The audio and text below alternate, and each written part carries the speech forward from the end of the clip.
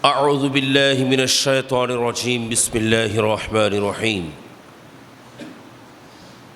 وإذا سألك عبادي عني فإني قريب أجيب دعوة الداء إذا دعان صدق الله مولانا العظيم وصدق رسوله النبي الأمين الكريم नाज़रीन नाज़रात सामिईन सामिआत रहमानी व रहिमाकुमुल्लाह ताआला মহান রব্বুল আলামিন আহকামুল হাকিমিন পরওয়ারদিগারে আলম আমাদেরকে মহব্বত করে দয়া করে আল্লাহর প্রেমে আল্লাহর জিকিরে আল্লাহর রেজামন্দিতে আল্লাহর নৈকট্য হাসিলের মানসে বসার তৌফিক দান করেছেন। সকলে উচ্চস্বরে বলি আলহামদুলিল্লাহ। আপনি যখন ফ্রিজ কিনবেন, ফ্রিজের সঙ্গে আপনাকে ডিসকাউন্ট দেওয়া হবে, অথবা ফ্রিজের সঙ্গে অন্য একটা জিনিস ফ্রি দেওয়া হবে, অথবা অনেক সময় দেখা যায় একটা কিনলে দুইটা ফ্রি, আছে না নাই? অফার, এগুলো অফার চলতেছে। অফার যতদিন চলবে আপনি ততদিন সুবিধা ভোগ করবেন, এখান থেকে অনেক কিছু আপনি ফায়দা নেবেন। অফার শেষ, ওখান থেকে স্পেশাল পাওয়া শেষ, তখন আপনি ওই মূল জিনিসটা টাকা দিয়েছেন, আপনাকে ফ্রিজটা দিবে। ফ্রিজের সঙ্গে যে আপনাকে প্রেসার কুকার, তারপর রাইস কুকার, এগুলো যে ফ্রি দেয়, এগুলো আর কিন্তু দেবে, তখন শুধু মূলটাই দেবে। রমাদানুল মুবারকের মাসের মধ্যে আপনি ইবাদত করবেন সিঙ্গেল, ইবাদত করবেন সিঙ্গেল, কিন্তু সওয়াব পাবেন এর 700 গুণ বেশি। একটু বড় করে বলি, এটা ওই মাস যে মাসের মধ্যে বান্দার গুনাহগুলো এমনভাবে আল্লাহ জ্বালিয়ে দেবেন, যেমন করে ওই কামারের দোকানওয়ালা লোহাকে জ্বালিয়ে জ্বালিয়ে জ্বালিয়ে জ্বালিয়ে এখান থেকে সমস্ত মরিচাগুলোকে সাফ করে এটাকে আবার শান দিয়ে আপনাকে দেয়, ঠিক তেমনি করে একজন মানুষের ঈমান, একজন মানুষের আমল, একজন মানুষের ইবাদত, এটাকে একেবারে শান দিয়ে মরিচাগুলো ঝেড়ে এটাকে আবার পরিষ্কার করে এই রমাদানুল মুবারক একজন মানুষকে উপহার দেবে। তাহলে রমাদানুল মুবারকের মাস, এটা আমাদের জন্য সুপান বয়ানে হযরতে পীরানি পীর দস্তগীর মাহবুবে সুবহানী কুতুবে রব্বানী পীর মীর মুহিউদ্দিন আব্দুল কাদের জিলানী আল গিলানী আল হাসানী ওয়াল হুসাইনী রাদিয়াল্লাহু তাআলা ওনার লিখিত কিতাব গুনিয়াতুত তালিবিন। যদি আমরা পীরানি পীর দস্তগীরের প্রেমিক, কিন্তু কখনো গুনিয়াতুত তালিবিন খুলে দেখি নাই। যদি আমরা পীরানি পীর দস্তগীরের প্রেমিক, কিন্তু পীরানি পীর দস্তগীর কি বলেছেন কখনো সেটার প্রতি খেয়াল করি? সত্যি কথা, মিথ্যা নয়। পীরানি পীর দস্তগীর বলেন, দুনিয়ার মধ্যে যত সিটি আছে, দুনিয়ার মধ্যে যত সিটি আছে, যত কান্ট্রি আছে, ওই কান্ট্রিগুলোর যত রাজধানী আছে, সবগুলোর মধ্যে সেরা হলো আল্লাহর ঘর হেরমে পাক, অর্থাৎ মক্কায়ে মুআজ্জমা। এটা হলো সবচাইতে সেরা, সবচাইতে সেরা, এটার নাম আল্লাহর হেরমে পাক। হেরমে পাক মক্কাতুল মুকাররমা ওয়া মদিনাতুল মুনাওয়ারা, এটা ওই জায়গা যেখানে দাজ্জাল ঢুকতে পারবে। কারণ আবার রাসূল বলছেন, ইন্না ইব্রাহিমা আলাইহিস সালাম হাররামা মক্কা ওয়া ইন্নী হাররামতুল মদিনা। আমার রাসূল বলেন, ইব্রাহিম খলিলুল্লাহ আলা নবিয়িনা আলাইহিস সালাম, তিনি ওই মক্কায়ে মুআজ্জমাকে হেরম ঘোষণা করেছেন, আর আমি এই মদিনায়ে পাককে হেরম ঘোষণা করলাম।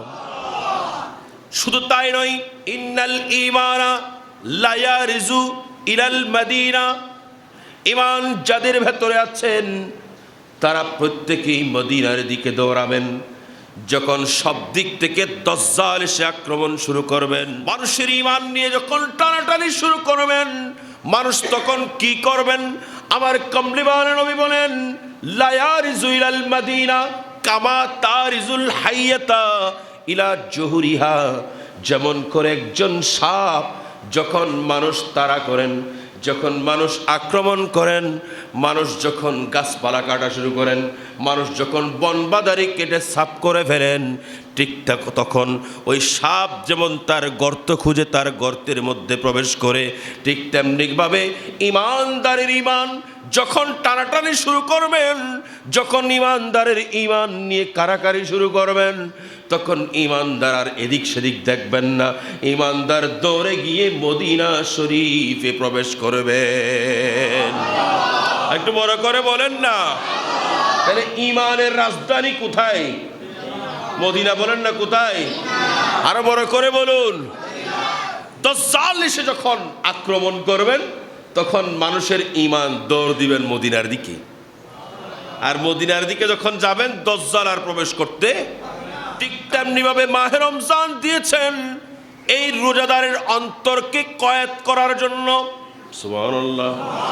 রোজাদারের অন্তরকে কয়েদ করার জন্য আল্লাহ জাল্লা শানুহু রমাদানের রোজা দিয়েছেন।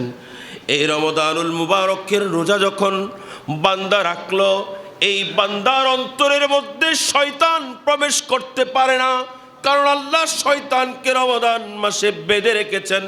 শয়তান আল্লাহর কাছ থেকে চেয়ে নিয়েছিল, যতদিন পর্যন্ত দুনিয়া থাকবে আমাকে ততদিনের হায়াত দাও, আর যতদিন দুনিয়া থাকবে আমি প্রত্যেকটা মানুষের রগে রগে ঘোরার ক্ষমতা দাও। আল্লাহ বলেন, তুই যখন চেয়েছিস তোকে ক্ষমতা দিলাম। আবার কমলিওয়ালা নবী বলেন, এই রমাদানুল মুবারকের মাস যখন আসে, তখন জান্নাতের দরওয়াজা খুলে দেয়া হয়, জাহান্নামের দরওয়াজা বন্ধ করে দেয়া হয়, আর সঙ্গে সঙ্গে শয়তানকে শৃঙ্খলাবদ্ধ করা হয়, অর্থাৎ শয়তানকে বেঁধে রাখা হয়। যার কারণে এই মুসলমানদের অন্তর এটা পুত পবিত্র থাকে। আমার অন্তর আমি এতদিন পর্যন্ত কন্ট্রোল করতে না পারলেও এই রমাদানুল মুবারকের মাসে কন্ট্রোল করতে পারবো, কারণ রমাদানুল মুবারকের মাসের মধ্যে ওই শয়তান এসে আমাকে জ্বালাতন করবে না। আরে বড় করে বলুন। সেজন্যই তো আল্লাহ বলেছেন, কুতিবা আলাইকুমুস সিয়াম কামা কুতিবা আলাল্লাযীনা মিন ক্বাবলিকুম লাআল্লাকুম তাত্তাকুন। সুবহানাল্লাহ। লাআল্লাকুম তাত্তাকুন, যেন তোমরা মুত্তাকি হতে পারো, যেন তোমরা পরহেজগার হতে পারো। মানুষ পরহেজগার হওয়ার জন্য আল্লাহ যে ডিভাইস দিয়েছেন, এটার নাম হলো রমাদানের রোজা। আমরা যখন ওই শুরুতে যে বলেছিলাম, এটা কিনলে এটা ফ্রি, এটা কিনলে এটা ফ্রি, এটা কিনলে এটা ফ্রি, আছে না নাই? আছে। ওখানে অনেক শোরুমের মধ্যে মোটরসাইকেল একটা শু দিয়ে রাখে। হ্যাঁ, কুপন ফেললে এখানে কি পাবে? মোটরসাইকেল পাবে। ঠিক আছে না? এখন আপনি দৌড় দিয়েছেন দোকানের মধ্যে, বাজার সদার করেছেন, বাজার সদার করে যখন বের হচ্ছেন, তখন দোকানদারকে বললেন, ভাই আমি তো বাজার করেছি, এখন কুপন দিবেন না? বলেছেন, না আপনাকে তো কুপন দেওয়া হবে না। কেন? আপনারা লিখেছেন না বাইরে কুপন দিবেন, এবং আমি কুপনের মধ্যে জিতলে আমি মোটরসাইকেল পাবো। বলে, হ্যাঁ আমরা লিখেছি, সত্য, 100% সত্য কথা। তাহলে বাইরে যে লিখলেন কুপন দিবেন, কুপনগুলো ফেলার পরে কুপন জিতলে আপনি আমাকে মোটরসাইকেল দিবেন, আমি সেজন্যই তো দৌড় দিয়ে সেখান থেকে মার্কেটিং করেছি, বাজার করেছি। বলে যে হ্যাঁ সেটা তো অবশ্যই সত্য কথা, কিন্তু নিচে একটা লেখা আছে শর্ত প্রযোজ্য। এখন শর্তের মধ্যে লেখা আছে, শর্ত কি? শর্ত হলো আপনাকে 1000-এর উপরে মার্কেটিং করতে হবে, তারপর আপনি কুপন পাবেন। ঠিক তেমনি করে এই রমাদানুল মুবারকের মাস আপনার সমস্ত গুনাহগুলো ধুয়ে মুছে সাফ করে দেবে। আপনার 12টি মাসের গুনাহগুলো ধুয়ে মুছে সাফ করে দেবে। আপনার এই মুখের গন্ধগুলো খুলুফু ফামিস সায়েমে আতিয়াবুন ইনদাল্লাহি মির রিহিল মিস্ক, আপনার মুখের গন্ধগুলো আল্লাহর কাছে মাসকাম্বরের চাইতেও বেশি সুগন্ধ হবে। আল্লাহর পক্ষ থেকে আপনার জন্য একটা দরওয়াজা খোলা হবে, যেটা জান্নাতের দরওয়াজা হবে। দুনিয়াবি কোনো ঘরের দরওয়াজা নয়, দুনিয়াবি কোনো মহলের দরওয়াজা নয়, দুনিয়াবি কোনো শপিং মলের দরওয়াজা নয়, বরং আপনার জন্য জান্নাতের মধ্যে একটা দরওয়াজা খোলা হবে। ওই দরওয়াজার নাম হলো রাইয়ান, ওই দরওয়াজার নাম হলো বাবুর রাইয়ান। ওই দরওয়াজা আপনার জন্য স্পেশালি খোলা হবে, আপনি ঢুকার পর এটা বন্ধ করে দেওয়া হবে। কিন্তু কার জন্য? শর্ত প্রযোজ্য। কি প্রযোজ্য?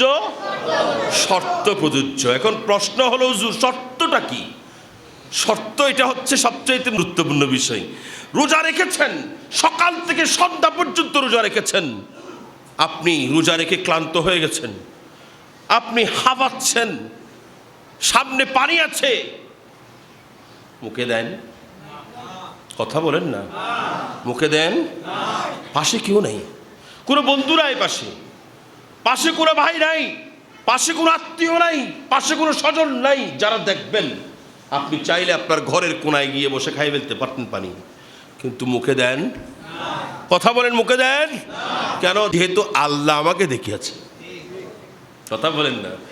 রমাদানুল মুবারকের ইবাদত, এটা এমন একটা ইবাদত, বান্দা ইচ্ছা সত্ত্বেও সামনে ইফতারি আছেন, চাইলে খেয়ে ফেলতে পারেন কিন্তু খাই না।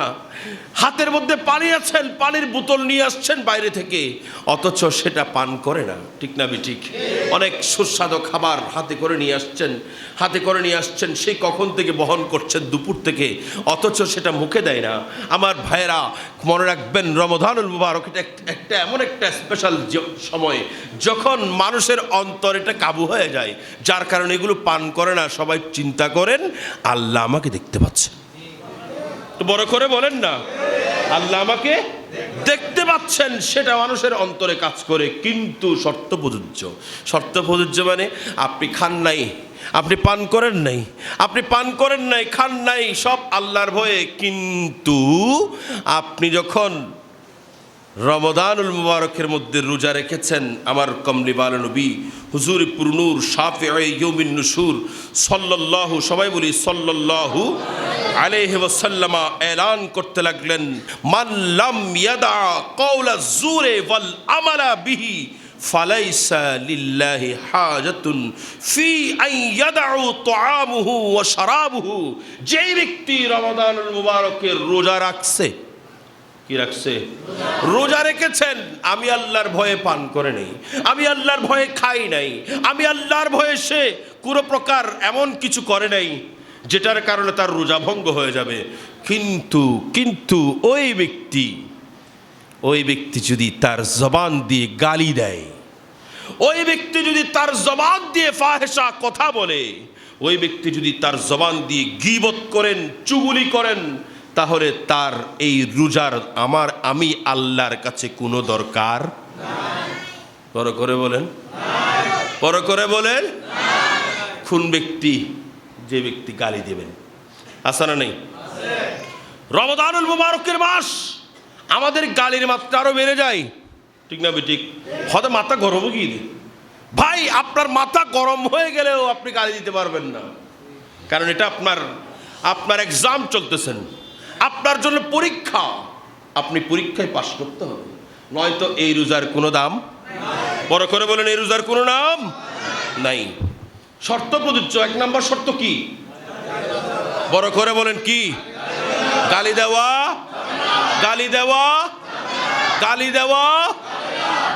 গালি দিয়েছেন, এই রোজার কোনো মূল্য নাই। এরপরে হযরতে সাইয়েদনা আব্দুল্লাহ ইবনে আব্বাস রাদিয়াল্লাহু তাআলা তিনি বর্ণনা করছেন, ইন্না রাজুলাইনি সাল্লায়া সালাতাজ যুহরি আবিল আসরি ওয়া কানা সাইমিন ফালাম্মা কাযান নবী সাল্লাল্লাহু আলাইহি ওয়াসাল্লাম ক্বালা আইদা wudu'akum ওয়া সালাতুকুম ওয়া আমদিয়া ফি সাওমিকুম ওয়া আকদিয়াহু ইয়াওমান আখারা।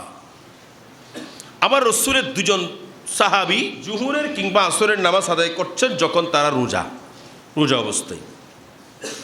এরা যখন সালাম ফিরালেন, আমার রাসূল ডাক দিলেন, এ আমার সাহাবীরা এদিকে আসছেন, বলে তোমরা আবার গিয়ে ওযু করে আসো, ওয়া সালাতিকুম, এবং তোমাদের সালাত তোমরা আবার দুবারা পড়ো, আবার বড় করে হন, আবার দুবারা পড়ো। ওয়া আমদিয়া ফি সাওমিকুম, এবং তোমরা এখন আপাতত রোজাটাকে কমপ্লিট করো। সবাই মনোযোগ, গুরুত্বপূর্ণ কথা।